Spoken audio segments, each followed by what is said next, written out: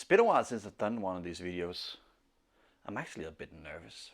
This is Tim Talks, and today we are talking again about Bang & Olufsen's on request about their new E6 and how they did really not update anything. They didn't really make anything better. They just came out with a new version that's a little different. And true!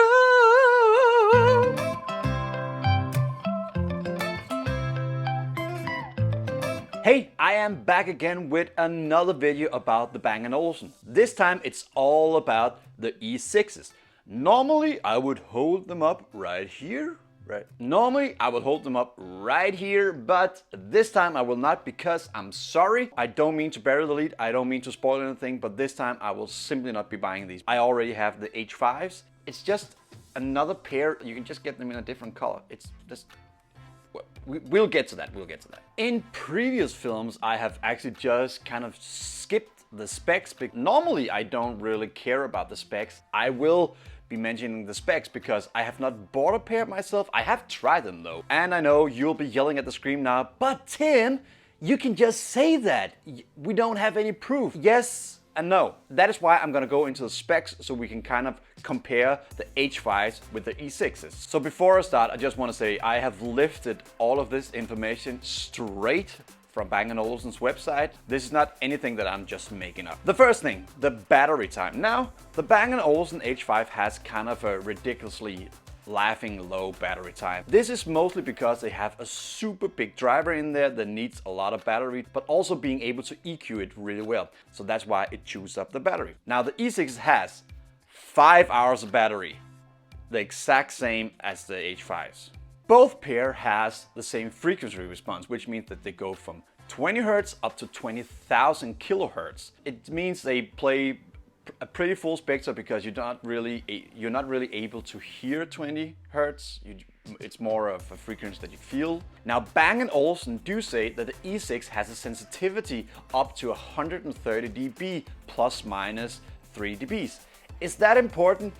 Well, yes and no. It means that they can play up to 113 dBs, plus minus a few dBs. The only thing is that they are already in-ear, which means that they're quite noise cancelling and they don't really need to play that loud. Just to make a comparison, I will say that normal concerts worldwide is in between 100 and 103 dBs. So imagine that straight into your ears. In my opinion, not really a big thing. Also, depending on which plug you use, they have a noise cancelling effect of between 15 to 25 dBs, so you shouldn't really be able to have any problems listening to music through these already. If you do, you're going deaf and you need to see a doctor. Both the H5s and the E6s has a 4.2 Bluetooth connection with an ACC codecs. It doesn't really look like that Bang & Olufsen actually done a thing to kind of correct their already faulty Bluetooth connection. This is my second pair because the first one broke with the Bluetooth, and I've also been having a little problem with these ones. They both has the same electrodynamic 6.4mm speaker and driver, so there's no big difference there. The sound in here is pretty good. If you want to expand on that, you maybe could give them a little more bass punch, but that's not the idea of these. The idea of these is to get a good sound, not a terrible Beats by Dre or Beats whatever sound, which just pretty much just pump bass into your ear and ruin your sound. That's not what they do, so I can kind of see why they would not change that on this. The E6s comes in a sand color. Weird. Now, the big difference between the H5s and the E6s, if you put this in your ear, you can change the plugs, but you cannot change the size of this. And if you, for example, have a bigger ear than me, they tend to fall out. The new E6s comes where you can actually change this part where there is a tip on, so you can make them bigger and fit in their ear. If you have smaller ears than this, you're kind of just screwed because the size of this is the same on the E6s as on the H5. So you cannot go smaller, but you can go bigger, so they kind of fit your ear better and they don't fall out. The H5 has one control unit where it has a speaker you can speak into, and you can change stuff around.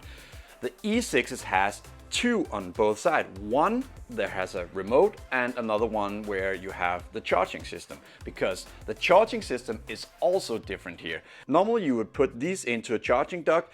On the E6s you can actually put like a other thing on there and you can wear them while they are charging.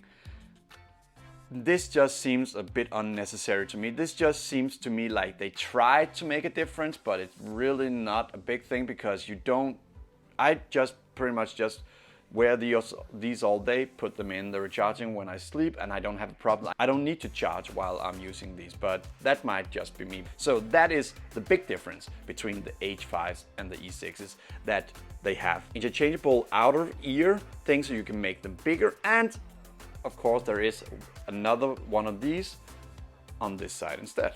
So yes. So that being said, the most important thing in my opinion, which was the Bluetooth connection that they kind of need to fix, and maybe also if they could improve the sound, which I don't really see, but if they could find some way to improve sound, they have done nothing to this. They just pretty much gave it a new color and some new tips and a new charging system. So that is the main difference between the H5s and the E6s. If I'm wrong about this, please write it in the comments below, but that's really what I could figure out. I have tried these and the sound is great. You can actually go out and get these to about, I think they're around $200 now, and of course the new E6s is about around $300, which is a lot more for something that basically does the same and gives you the option of the sand color. So if you're one of these people that you just want the new things and you want a wire in between, well then go buy the E6s and be very disappointed that you spend so much money. Or I think you should just stick to your H5s. If you're new to Bang & Olufsen in-ears, I also think that you should get the H5. You could get the E6s, because if those differences that I've been talking about really speaks to you, well then I guess, but save some money and get these instead, because you're getting the same thing. Of course, if you have bigger ears, that might be an issue and you need to, well, think about that. This was another Bang & Olufsen video. Usually I kind of praise Bang & Olufsen, but not this time. And I'm sorry Bang & Olufsen if you're watching this, but you pretty much just, I think you just made something just to be relevant. You didn't really improve on the areas that you need to improve on, which is mostly the Bluetooth connection. If you like what I do, please give this one a like. Please give this video a like, smash that like button or smash the subscribe button. It makes me so happy when I see the numbers go up, because it motivates me to make even more cool stuff for you guys. I will of course keep bringing Bang & Olufsen stuff for you. The next one, I think I'm gonna talk about the wireless speaker that they have, the small one, which is now competing with a lot of the other brands. That could be really cool. So without any further ado, smash that like button, give me a subscribe, and have a very, very, very, very nice day.